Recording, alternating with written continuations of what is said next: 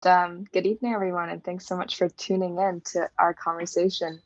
And really, like the inspiration for this event was really that as a first-time founder myself, I have no clue coming into building a company what to look for when it comes to hiring a remote team. It's my first time building out a remote team, and I've always wanted to talk to some of my friends about how they approach the topic, like what they look for in their first executive hires, how they think about building remote team culture, how they think about managing remote teams, etc. And and I guess like for this conference, when Zara approached me, I thought like there would be nothing better than to get a group of like the most impressive and incredible founders that I know on stage and kind of go through some of our unique experiences when it comes to recruiting for our team members and the trials and tribulations that we've gone through so that maybe I could and you all could learn from all that. So I guess without further ado, I'd love to ask Akshaya and Mike to introduce themselves and really I guess I can get started here too. So a bit about me is I'm Phoebe Yao, Pareto. We are building a data automation tool for sales and marketing experts. And I mean, I've been working on this since when COVID hit in 2020. Dropped out of Stanford, got the Teal Fellowship, and then raised our first round of pre-seed funding um, almost a year ago. And since then, I've been building out a remote first team. We have team members across Europe, Africa, North America. Don't ask me how we do it. It's pretty hard. It's probably not the best that we're across 8 different time zones, but uh, really that's kind of where I'm coming from for this conversation. And I'll pass the mic to Mike. Thanks, Phoebe. I really appreciate that. I'm Mike Ng, co-founder and CEO of a stealth startup. Um, my background originally was in nanotechnology, of all things. This was early 2000s. Realized quickly it was the wrong decade to be studying nanotech, but adapted a lot of the math and modeling skills that I developed into predicting the risk of financial events. Led me to work in the finance industry for a little while before I actually had an accident where I fractured my back. And one of those things where it made me question how I want to spend the time that I have on this earth and the skills I've developed for the highest impact. And through that, in January 2016, I actually started my first company, which was a telemedicine company with an AI chatbot that would talk to the patient before they come in. It'll ask the basic intake questions and accelerate care. So when a doctor speaks to the patient, they can jump right into the meat of the conversation and also reduce time and documentation. But through some of that, kind of realized that most of their time, so about 25% of their entire shift, was spent writing up what happened in the visit. And back then, it was a problem that we knew was really big, but it wasn't really our problem to solve. And there were so many technologies needed to be built before we could approach that. So never really looked at that again until early 2020, when there were a couple of breakthroughs in natural language processing.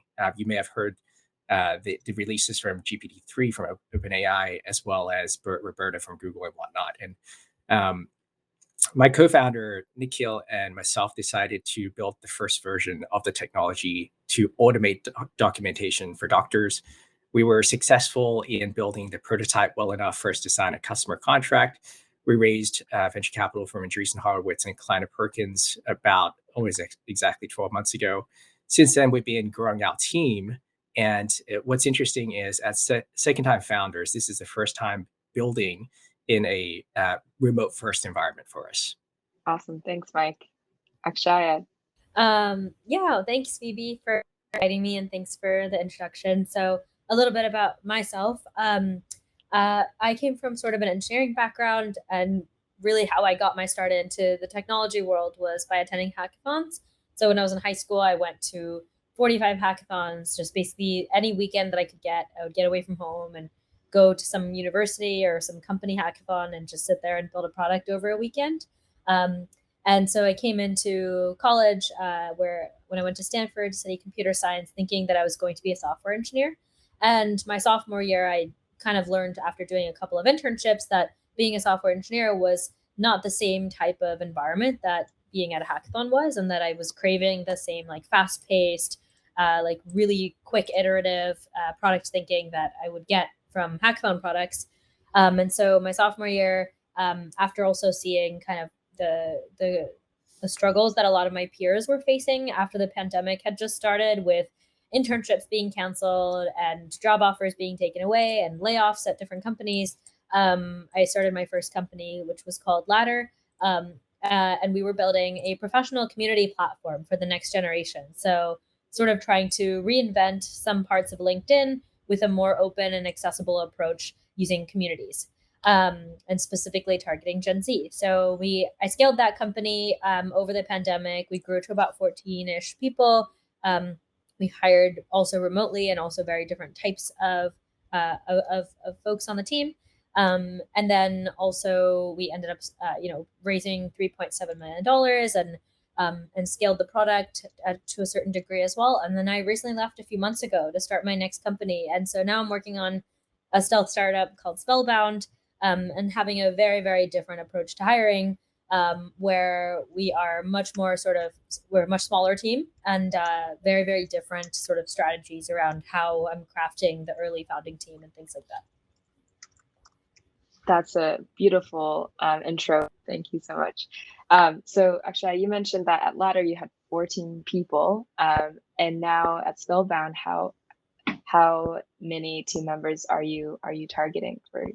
Yeah, so team? Right now we're 3 people, and I'm targeting a founding team of about 5 people total. And so I'm hoping that small team of 5 people, including myself, so that's we're looking at 3 engineers and a product designer, will really be enough to take us to the next stage of the company. And it's also, we're earlier stage, we've only raised a pre-seed. And sort of the idea is that sometimes bigger isn't necessarily better. And a lot of times you'll see companies that raise massive rounds of funding, like a Series A, Series B, they get this ton of money, and I guess their investors and the executives kind of expect, okay, well, we have all this money, like we should go put it somewhere. So let's go hire, let's go scale this team, and let's double the size of the team. But oftentimes you'll see that the efficiency and actual performance of that team doesn't actually necessarily get better with the number of people that are on it. And instead, it's about investing in the right process, and sort of the right culture and things like that actually help optimize the efficiency of the team, not necessarily the size. A lot of times I feel like those companies can be misguided when they go and just, hire 50 people in a couple of weeks and realize they don't really know how to properly onboard them. There's a lot of existing documentation and process missing. It also oftentimes increases the amount of bureaucracy at the company, because you then get more layers of administration work, and people feel like their ideas aren't being heard. And so I'm really trying to keep that as distant as possible and stay small and tight as long as I can. That's awesome. And I think, for the sake of making this a discussion, but one that's like structured, I think you brought about some really, really key points around hiring teams as well as hiring remote teams, especially around something I'd like to dig deeper into is this idea of like efficiency and performance, and hiring for efficiency and performance versus for size. I know that like when I first got my first round of funding last year, we only raised 600K, but it was a fully remote world. I was ready to just dive in deep in with hiring talent from like around the world, abroad, and we ended up hiring quite quickly onto our small team of like 7 people, and it ended up being kind of a mess. It was just like a really, really haphazard engineering team where we didn't have any structure. No one knew who they were supposed to report to. Everyone was kind of like at the same level. And so what I realized was that like it's just about the systems. It's like the systems that matter, in terms of creating highly efficient, performant teams. And so I'm curious, Mike, in your wealth of experience, like how you've approached the hiring process, especially around your team systems. I imagine you have had way more experience doing that. That's a really good question. Typically, what we want to figure out is overall, to get to the next stage of the company, what is the big milestone? And then we break down that milestone into what exactly we're going to be doing this quarter and this month, and then down to, for example, this week. Hiring comes to support the work. So every headcount has to be thoughtful and justified. We use the MOC method. So we start off with what is the person's mission, what are the outcomes that we expect them to achieve, and what are the competencies that they need to have to achieve those outcomes. So the way we start off is we've got to know what the work is. From the work, we break that down into the individual objectives, and then we summarize those objectives into the mission. But then we layer back on, well, what are the critical success factors, the skills, the attributes, the philosophies of this person's work, approach to work that helps them be successful. So next, after we've got the MOC, which is the core backbone to our job description, how to increase the top of the funnel. So have the right people applying and then get them interested to work with you, because the very best candidates also have a lot of choice. And then having a good balance as you walk through that funnel of being candidate friendly and company friendly. You always got to think, how do I, if I were a top decile candidate, how would my day look like? What would I look for? And what do they want to know in their process? So we always keep in mind what they want and then what we want. So another thing is with remote work, in many cases, we hired folks without actually meeting them in person. That was a tough one to get over, but how do you de-risk on both sides? So one of the ways that we try to do this is the no surprises model, in that we don't represent ourselves to be in a future version of what we are supposed to be, what we want to be, but we want to show them where we are today. In particular, we talk to them about the reasons why they should join, and we also highlight all the reasons why they should not join. For example, the ability to handle ambiguity, shifting priorities and processes. Building things from 0 to 1 is very different than 1 to 100. So another thing we do very often is have trial projects whenever possible. And they could be as short as a day, or they could be as long as 2 weeks in some circumstance, depending on that person's availability. But we don't hire without some sort of testing. And that isn't only just for a test of their work quality and the capabilities, but also how they communicate and how they gel with the team. And for them to be selective to figure out, do they want to work in the environment that we have as well? Because one of the things we also want to say is that the goal is not to win the interview. It's a win to nobody if this isn't really the best place you could possibly be. And you find that out in 6 months or a year's time. So it's a co-discovery process. I love that, Mike. And you mentioned so many interesting frameworks that I just took down into my notes. I'll be applying into the recruiting process, especially around mission, outcomes, competencies. That's a super well-structured way to go about hiring. And something else that you reminded me of is how when I began building a team, I really didn't understand what it meant to find someone who was like a top decile candidate. It's like very hard if you haven't been a marketing manager before to know what a good marketing manager looks like. Especially if you're hiring for like a very high level role or senior role that you've never done before. So can you guys talk a little bit about how you like built up that mental model of like what is a good person to work with? Yeah, I guess I can start quickly. I want to hear how you've done this too, Phoebe, because I know you've hired for a very diverse set of roles. So I guess the probably the closest example of me having to learn this was through design. I had to hire a designer pretty early on at both companies. And it was something that I had never really dealt with. I was always an engineer, or looking into the product side, and I had never really worked super closely with like a product designer before. And I think honestly, the places here to learn is really to lean on sort of like your existing mentors. And so I literally just pulled in a couple friends who I knew were already designers and tried to just pick their brain on like understanding what they think makes a good designer really great. And oftentimes like they'll know way better than a recruiter will, like how to find the right designers. And they can also tell you where designers spend their time So like where to source them, like what websites to find them on, what online communities to find them, and then also how to tell like which companies have really great design culture and things like that. Like that's something that as someone who isn't a designer, like I would have no idea the difference between Google and Airbnb's design culture. But it could very well be the case that if I'm hiring a designer who's come from a certain company before, they might have a different set of principles than a designer that's only worked for startups, for example. And there's very little, and the only way for me to know that is really would just be to talk to a designer.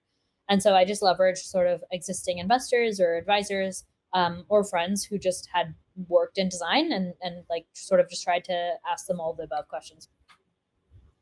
It's really the technique that I'm about to follow. I'm about to hire like a head of marketing, and I think it's literally just about repetition and talking to the experts in the field, and really understanding the breadth of the space, and what to look for when you're hiring for your own candidate.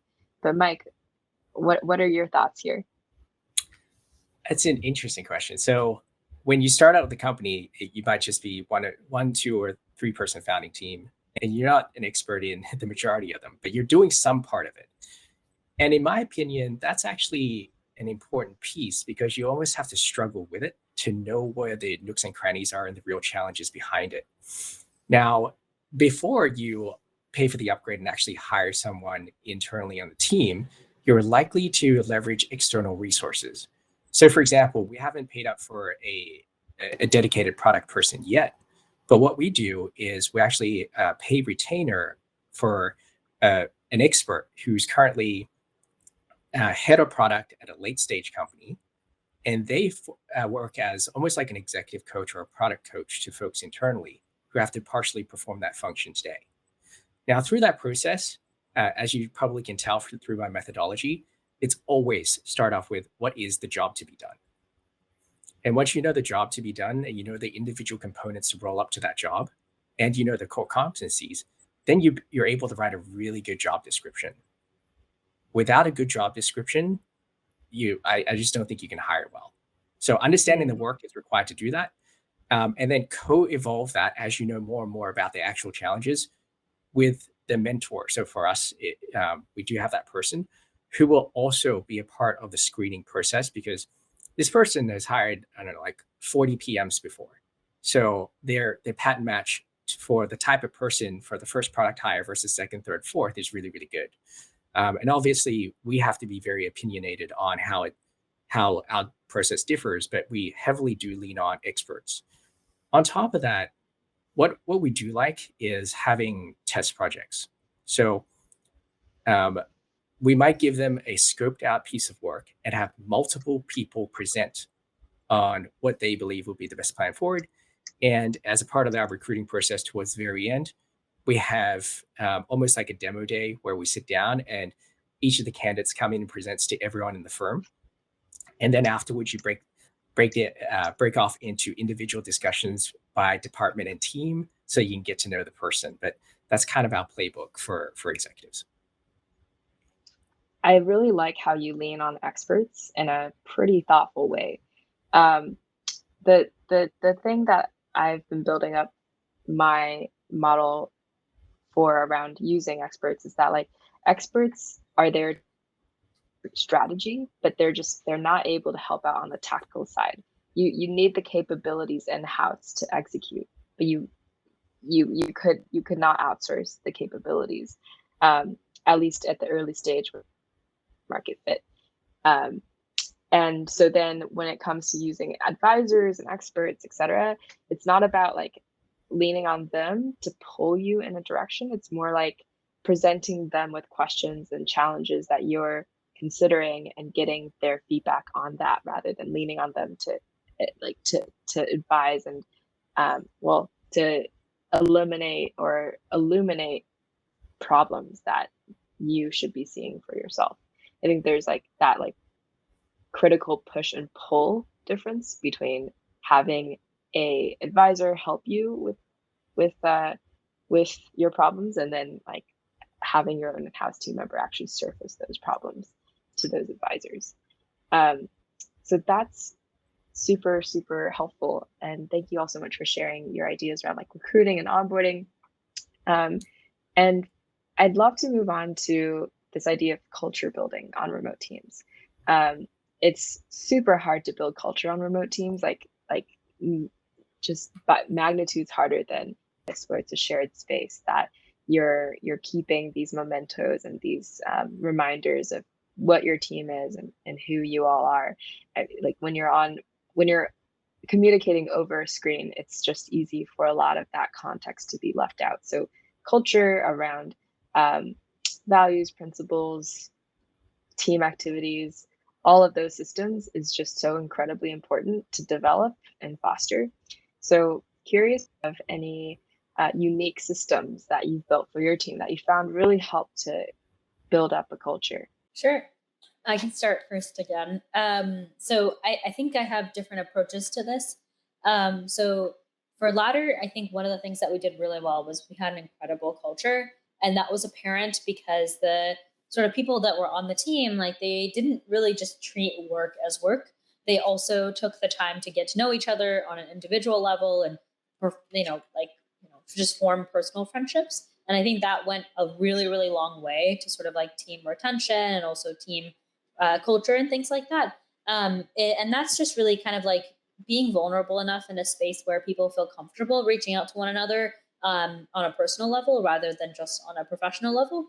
And some ways to do that are also part of onboarding. Like I always like to have a piece of onboarding where every other person on the team like schedules a one-on-one with the new hire. That way they all kind of introduce each other and they get to know everyone on an individual basis.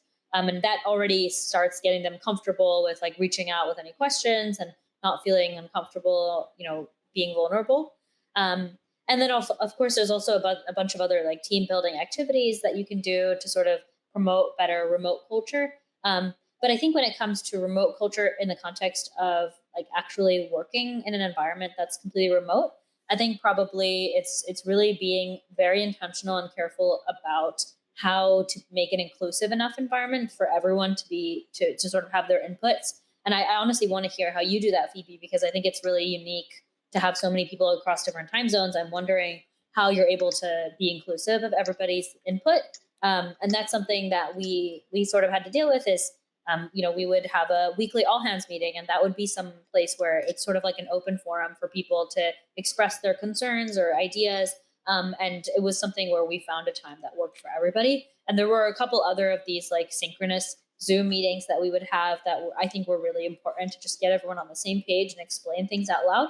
But then actually most of our very important decisions were made over Slack. They were made asynchronously, and we would have really long discussions in threads, and tried to keep this sort of format that we could document all of our decision making later. So people who were wondering like what the outcome of that discussion was, they wouldn't be left in the dust. Like they would still be able to see the documented outcomes of those conversations, even if they were happening asynchronously. Another thing that I've been thinking more about, especially with the new company, is actually just doing like periodic team offsites or retreats to get everyone together in person. Because I do feel like there's some of that personal relationship building that's sometimes missing in a very remote environment, when we're constantly thinking about work and we're really never getting a time to just be casual with one another. And so I'm looking forward to having a couple of retreats or offsites at sort of major milestones of the company where we can all get together in person and really get to bond and like get to know each other better than we already do. Let's plan our retreats at the same time, Akshaya. Yeah. Let's all go to Mexico in a month. I'll answer really quickly before passing the mic to Mike. On the inclusive environment section, it was really hard actually to maintain an inclusive environment once our team got much larger, because we had both a core team that was really doing the software development, research, marketing for like the core business operations. And then we had an operations team based in the Philippines that was working on our user requested projects. And so really there was like a huge cultural difference between the two teams. And what ended up happening was like core would make a decision and then no one would actually communicate it to ops, so they would be blindsided. They like, we'd have to like take the server down to do a bug, like to debug something, and then ops would like suddenly have no access to internal tools, and like no one would tell them. And it was like someone should have been, connecting these two teams together.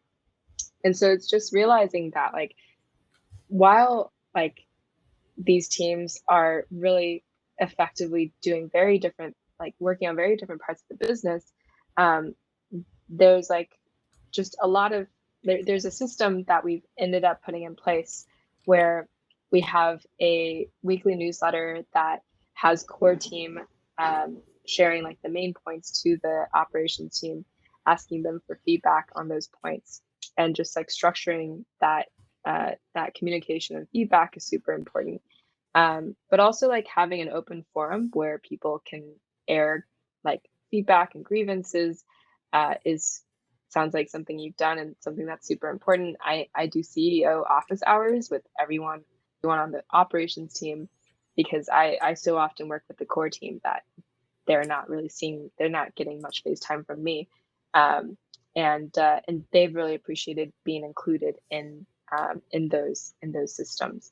I think like the a few more like final tactical points here is just to find spaces where you have very unstructured conversations. So like 15 minutes at the top of every meeting, you're just talking about work. You're talking about everything but work. And you're saying like, hey, how was your weekend? What are you doing? What are you excited about? How are you feeling?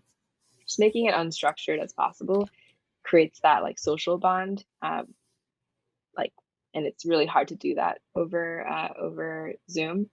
But yeah, making structure will help with that. And then otherwise, just yeah, we found that it's often just important to actually call on people and to like give space for everyone on the team to say something, because oftentimes when you have your camera off, audio off, muted, like you can really just like piece out of the conversation. And it's important to create these structures for people to speak up and to feel like they are committed to the team. It feels like a little bit dictatorial, maybe like it feels like a lot of structure, but we found that creativity really thrives in the structure. So I guess that's like the final point there. But Mike, I want to give you an opportunity to share here too. Yeah, so it's so interesting. The first time I started the company, I rolled my eyes on culture. I was like, we just need to focus on finding product market fit. Culture is something you do a year and a half later when you've got money rolling in the bank. But second time around, this was actually the first document we wrote even before we incorporated the company.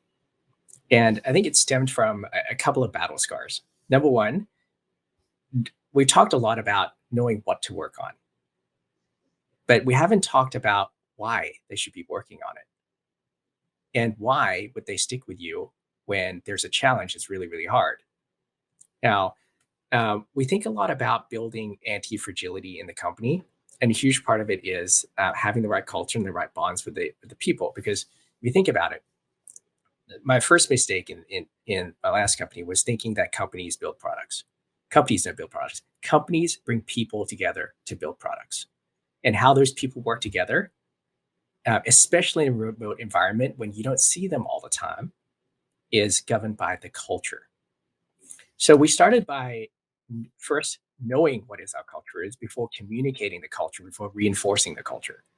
And when we think about culture, Nikhil, my co-founder, myself, we wrote down our user manual. What do you need to know about Mike? What do you need to know about Nikhil to work with us? As if an old friend would explain all of the nuances of working with us. Now, with that, we distilled the core values and philosophies of the founders. And then we overlaid that upon what do we feel is the very best version of those and why they will be critical for the success of the company. So they have to be authentic to us and not just copy and paste words from somewhere else, but it also has to be very important for the mission orientation. And so after we distilled that, we wrote it down, put it into a document. And during the interview process, before they even join our company, we asked them to read it. And we asked them to actually, if they were to write their own, what would it be? So they could critically understand why each sentence in that document is so important. And they have to actually sign that document, sign the culture document before they join. And another thing before we join is we have everybody write their user manual, and they read everybody's user manuals. It's all available for those to see. But that's the pre-onboarding stage. During the onboarding stage, when a person accepts an offer from them starting, it is the point of maximal excitement.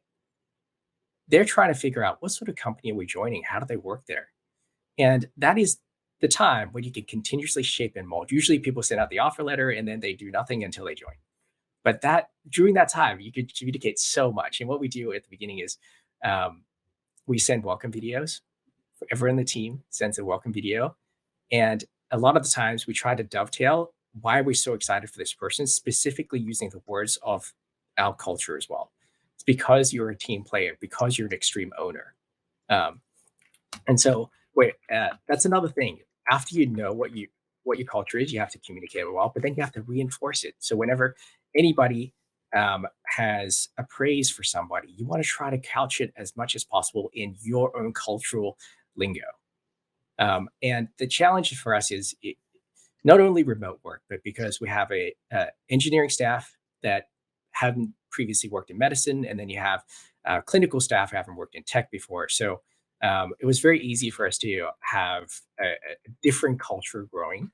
And so we consciously think about what we call one ambience. So not having various different parts of the company, but everyone should be speaking the same language and working the same way.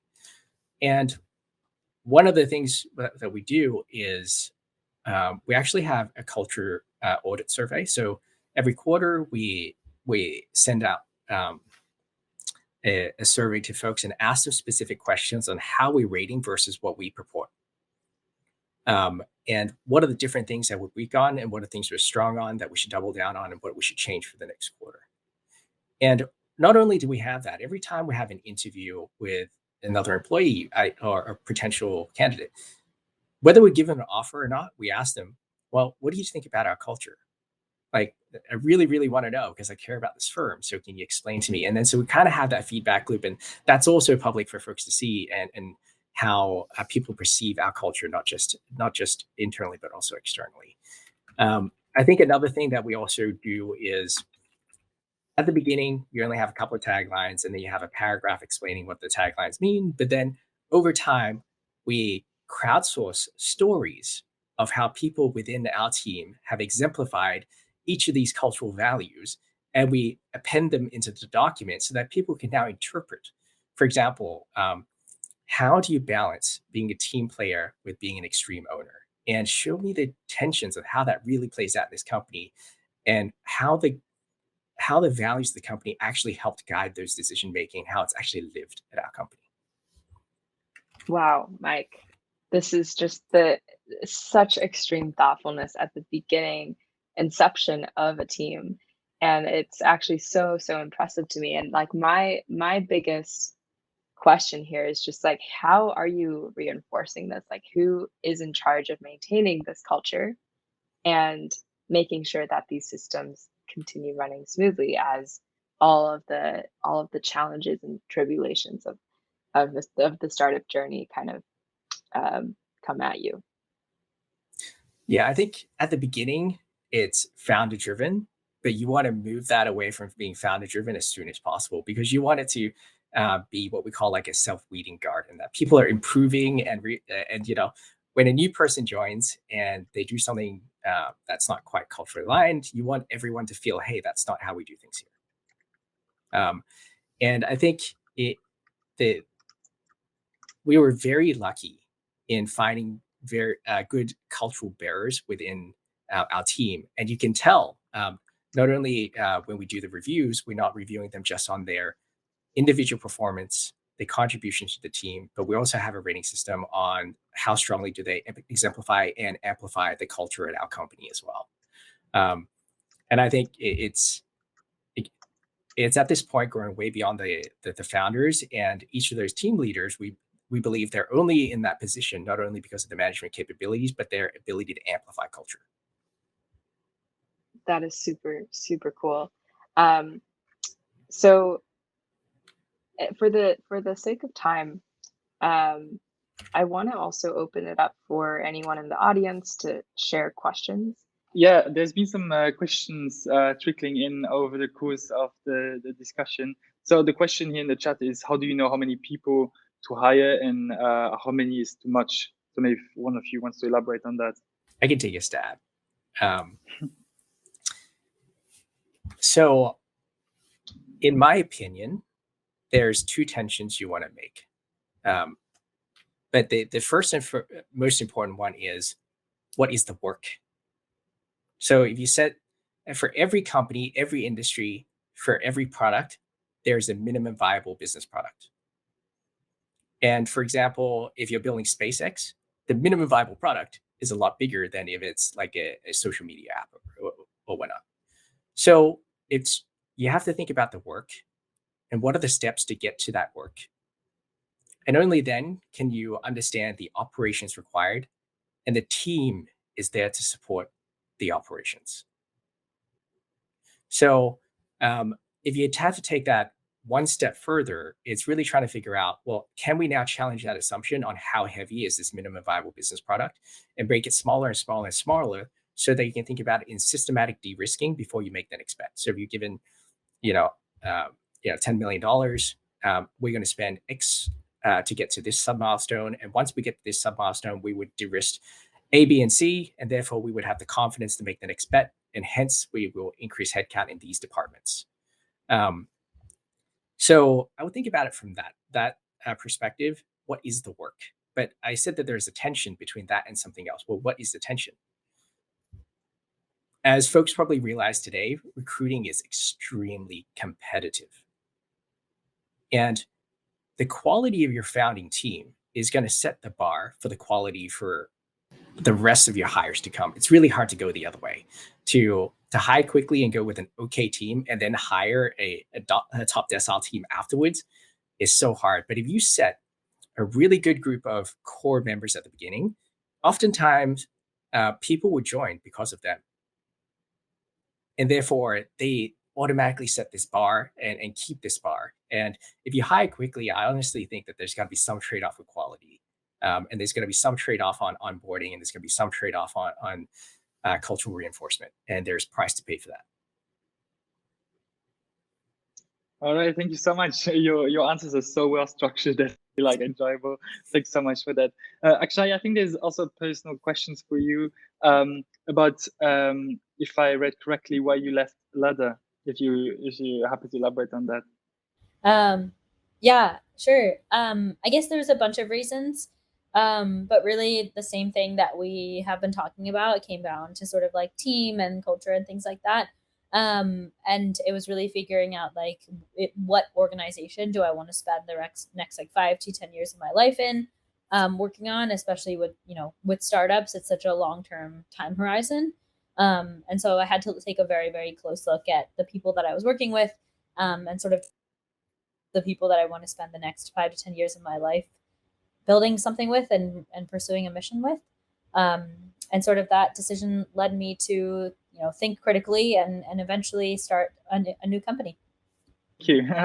I think most of the other questions in the chat have been answered so far. Maybe a last one that could be interesting to elaborate on, Phoebe, maybe if you're interested, would be about how you experience the effect of having a remote team on the productivity and efficiency of your business. I think we've talked about it a little bit earlier as well, but maybe if you could kind of talk from your own experience how hiring really a remote team, if it improved efficiency. So obviously there's sometimes kind of diverging opinions with regard to efficiency and kind of productivity of a team when it's remote.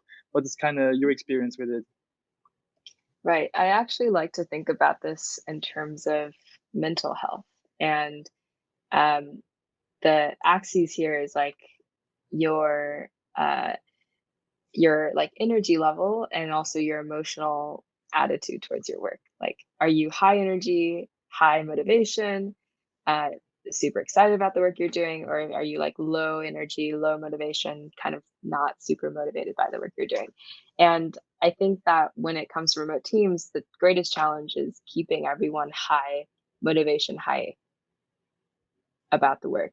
And the reason why it's difficult is you just start, I'm sure everyone is familiar with just how like working from home at your desktop in front of a screen gets just sucks energy out of you. And especially for me as a solo founder, I've just found myself in the past year, like literally sitting in the same 10 by 10 square foot room, sending Slack messages. And it gets to this point where you're just not really interfacing with the people that you're working with on a day-to-day basis, and you don't feel their energy and their excitement for their work. And then everyone just like the overall momentum of the team just feels slower, even if that's not really the truth, but it does end up being like a mental game. And so for me, I found that on that axis of like keeping up motivation, keeping up energy, having like very structured times where like everyone is webcam on and we are talking, or like seeing everyone on the team in the morning every day, for like our daily scrums that we've begun following, and that really helps to create a sense of momentum for the team members. And then of course in one-on-ones, when I'm talking to team members, I've actually structured that to be like um, sessions where we go through their projects and areas of ownership. We go through like what's good and bad on that's happening for them that week. But then we also go through like, do they feel like they're reaching their career goals? Do they feel like how do they feel about their personal growth this week? How is their energy? How is their motivation? And just like bringing those more like the metrics to the surface when you ordinarily in a remote team can't really sense if someone's high energy, low energy, just like adds another dimension to the work and allows you to be more thoughtful about the different contexts that your team is coming from, and which I found pretty important. Definitely makes sense. Really interesting. And do you think that then basically also, following the pandemic, obviously, I do believe there will be some kind of permanent impact on people that, for example, much more people work remotely, but also given kind of disadvantages that you've just mentioned, that, for example, it's really difficult to feel like the energy of the other people, and that even if there's like momentum in the team, sometimes it's difficult to sense if it's really like kind of fragmented over Slack and Zoom and everything like that. So do you think it will kind of oscillate back a bit into the direction of going more into the office again, just because people want to really have this like community to see and to feel the energy of each other, or do you think the impact of the pandemic will be like really permanent? Oh man, what a hard question to answer. I personally think that my team and I will find proxy mechanisms for feeling like we're working together. For instance, like renting a shared office space is one of those tricks, those hacks that you don't necessarily with your team members, but you can be working with other people who are working to like feel that momentum. So like I think that potentially we have shifted a little, like pendulum has swung a little bit too far to like let's all be virtual, and I think it's going to get to a good median point where we do appreciate working with people in person, but they don't necessarily have to be the people that we work with. Yeah, it definitely makes sense. Thank you so much for this answer. So yeah, we slowly approaching the end of our talks. I want to really express my gratitude to you guys for coming on and sharing your insights. Thanks for watching this video. Be sure to like, comment, and subscribe. We'll be uploading new podcasts every week where we spotlight some of the world's leading startup founders and VCs to talk about their journeys and experiences in the field.